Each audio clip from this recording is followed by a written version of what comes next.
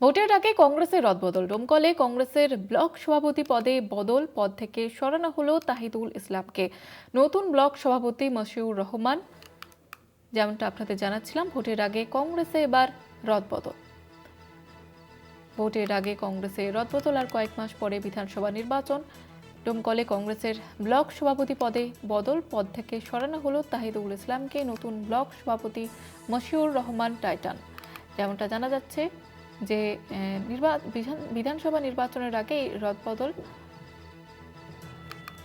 ভোটের আগে কংগ্রেসে রদবদল। ডোমকলে কংগ্রেসের ব্লক সভাপতির পদে এবার বদল আনা হলো এবং যেমনটা জানা যাচ্ছে যে পদ থেকে সরানো হলো তাহিদুল ইসলামকে। নতুন ব্লক সভাপতি মশিউর রহমান টাইটান।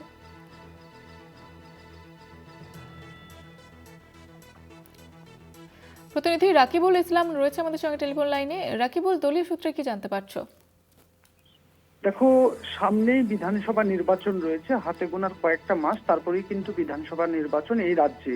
তার আগেই কিন্তু মুর্শিদাবাদ যে নেতা অধীর রঞ্জন চৌধুরী, সেই মুর্শিদাবাদের নেতা অধীর রঞ্জন চৌধুরী কিন্তু গোটা বিধানসভা এলাকা, অর্থাৎ মুর্শিদাবাদের যে কটি বিধানসভা রয়েছে 22টি, সেই 22টি বিধানসভা এলাকায় ব্লক সভাপতি থেকে শুরু করে সাংগঠনিক রদবদল করেছে এবং সেই সংগঠনকে আরো শক্তপোক্ত করতে সকলকে অ্যাক্টিভ অর্থাৎ সক্রিয় হতে বলেছে।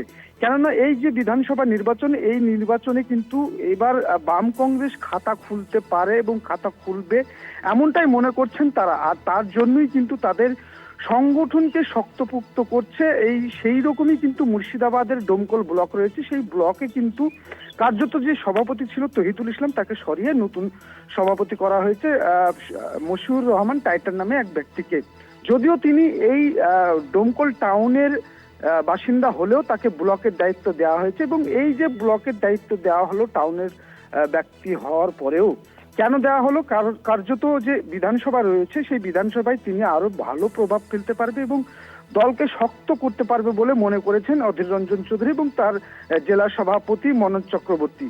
আর কার্যত সেই কারণেই তাকে এই দায়িত্বে দেওয়া হয়েছে। যদিও এই দায়িত্ব পাওয়ার পর থেকেই মশিউর রহমান টাইটান তিনি জানিয়েছেন যে অধীর রঞ্জন চৌধুরী যে নির্দেশিকা দেবে এবং ভোটের আগে যেভাবে তিনি গাইডলাইন দেবে সেই গাইডলাইন অনুযায়ী চলা হবে।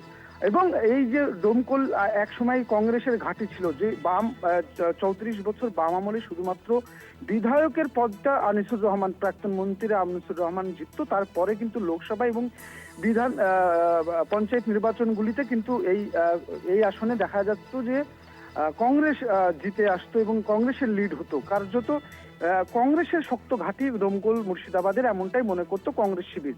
সেই জায়গায় দাঁড়িয়ে এই যে টাইটানকে দায়িত্ব দেওয়া হয়েছে, সেই টাইটান কিন্তু শক্ত ঘাঁটিটাকে আবার পুনরায় ফেরাতে পারবে কিনা সেটাই এখন দেখছে কংগ্রেসের নেতৃত্ব। তবে অন্যান্য একাংশ মনে করছে যে এই টাইটানকে দায়িত্ব দেওয়ার ফলে কার্যত শাসক দল তৃণমূলেরই সুবিধা হতে পারে। এমন কেন মনে করছে, কার্যত যে সভাপতি ছিলেন তহিদুল ইসলাম, তিনি কিন্তু যোগ্য সভাপতি ছিলেন এবং যথেষ্ট পরিমাণে তৃণমূলের বিরুদ্ধে লড়াই করে গিয়েছিলেন। এবং এই যে রদবদল, এই রদবদল ঘিরে কিন্তু একাধিক প্রশ্ন উঠছে এবং প্রশ্ন উত্তর খুঁজতে চোখ রাখতে হবে বিধানসভার দিকেই। ধন্যবাদ জানাবো রাকিবুল।